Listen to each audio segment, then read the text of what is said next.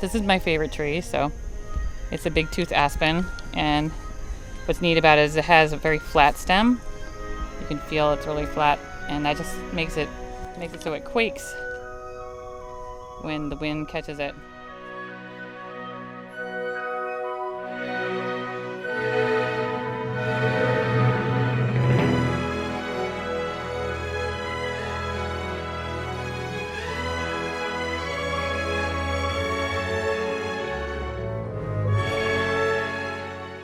I'm Julie Seifert-Lillis, and I'm the director of Millbrook Preserve Incorporated, which is the nonprofit that's the management arm of the preserve. New Paltz is a town that's about 90 miles north of New York City and in the Hudson Valley. And it's a town that has a college population, SUNY of course, and it has a lot of people that come here for the outdoors. There's rock climbing, mountain biking, skydiving nearby, and it's really full of people that really love nature, and it's the perfect place for something like Millbrook Preserve that has so many houses around it and so many people that can take advantage of it. I started working on maintaining the trails probably around 2015. It slowly became me actually making a trail system, and then I chose how to link up different trails and what colors they would be. I'm Seth McKee. I'm a 25-year resident of New Paltz, and I also work in land conservation for Scenic Hudson. For a long time, just walked my dog back in those woods and just explored, and was really intrigued by the natural character of it. I mean, it's such an incredible, wild spot right in the heart of New Paltz. It's surrounded by so many residential neighborhoods. We did an inventory of open spaces in the community and realized that this was really a special place.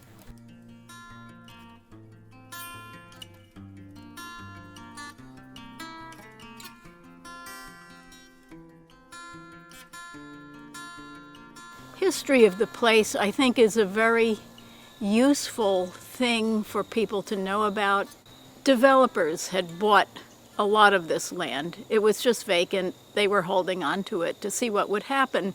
And meanwhile, everybody in the neighborhood got used to running around in here and having a great time. It was probably 15 years ago, or even more, between 15 and 20 years ago, that we were first fighting against Woodland Pond, and then Stoneleigh Woods was the next development to come along. And so we got together with a bunch of other neighbors and people who were in the environmental field, just trying to figure out if that was something that was going to be a good thing for our town and for the environment or not. Concurrently with that, what had been going on here in the Millbrook Preserve was there were several proposals, development proposals. This land here that we're right next to was the subject of, I think, a 400-unit apartment proposal right back here behind Dusigny School.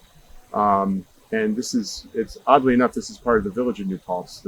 It's really well outside of the village proper, but this is within the bounds of the village. And so the zoning allowed for very dense development here. And a lot of people were very concerned about the potential traffic impacts on these small local roads, and the wildlife impacts and the impact on this area that this study of New Paltz residents found was very valuable for both wildlife and open space. This space of land has been an incredible resource for the community, with unbelievable wildlife diversity, plant diversity that is now enjoyed from kids in kindergarten all the way into high school, college. There's just community members in all capacities enjoying this land and taking care of it. I have enjoyed just doing a little birding here. One of the things I almost always hear is red-shouldered hawks calling. I've never found their nest. I know they're around. And They are a species of conservation concern in New York. Really, this place is a place where wildlife doesn't just go through. They have plenty of room to, to make it their own.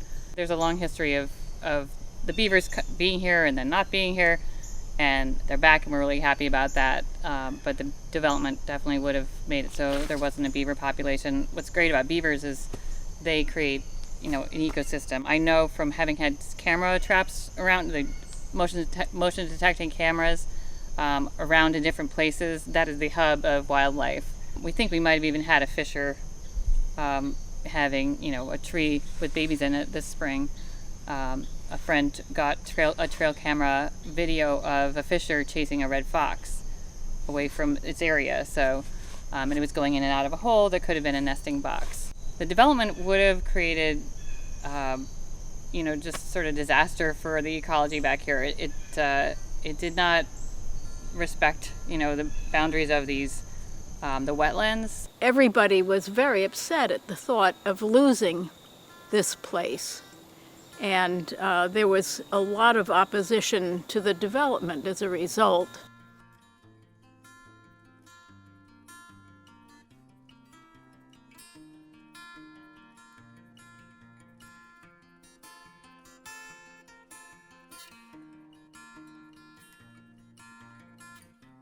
A member of our commission at that point developed a kind of a concept plan for the future Millbrook Preserve, which showed how you could set aside the sensitive land. There's incredibly sensitive land back in there. Wetlands, beaver ponds, mature hemlock trees, and lots of other forest.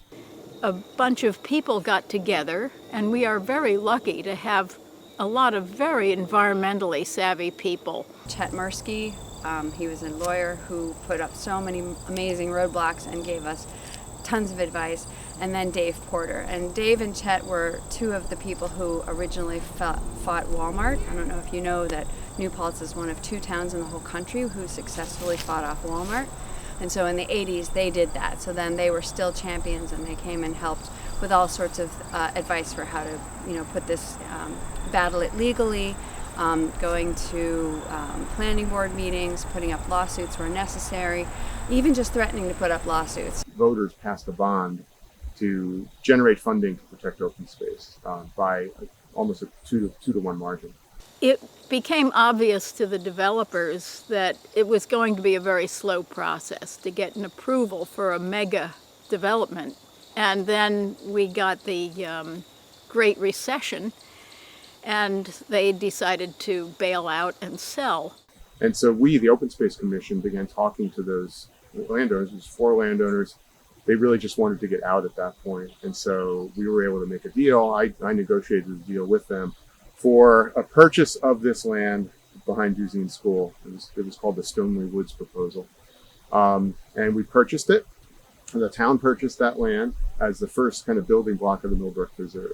And not that long after, the village bought another 63-acre parcel. That was owned by a gentleman named Peter Beanstalk, and he was very interested in, he was really done with owning that property as well. And so the village of New Paltz, kind of starting with former Mayor Jason West and then the current Mayor Tim Rogers, worked with our Open Space Commission to formulate an offer.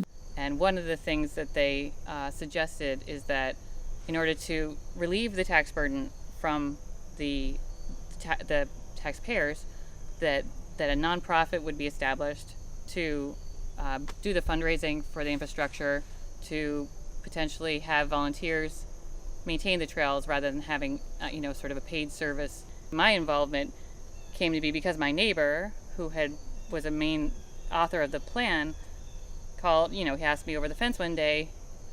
You're always asking what you can do to help with the preserve. Well, someone needs to start this nonprofit, and so I said sure.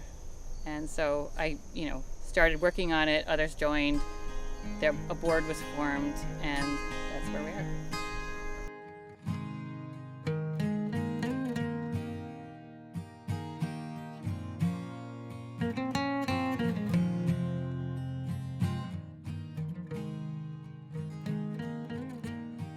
2 weeks ago, I had the real pleasure of taking my 5-year-old granddaughter for a walk here in the preserve. And she also just loves nature. She says she's going to be a scientist when she grows up, and she wants to learn about every living thing.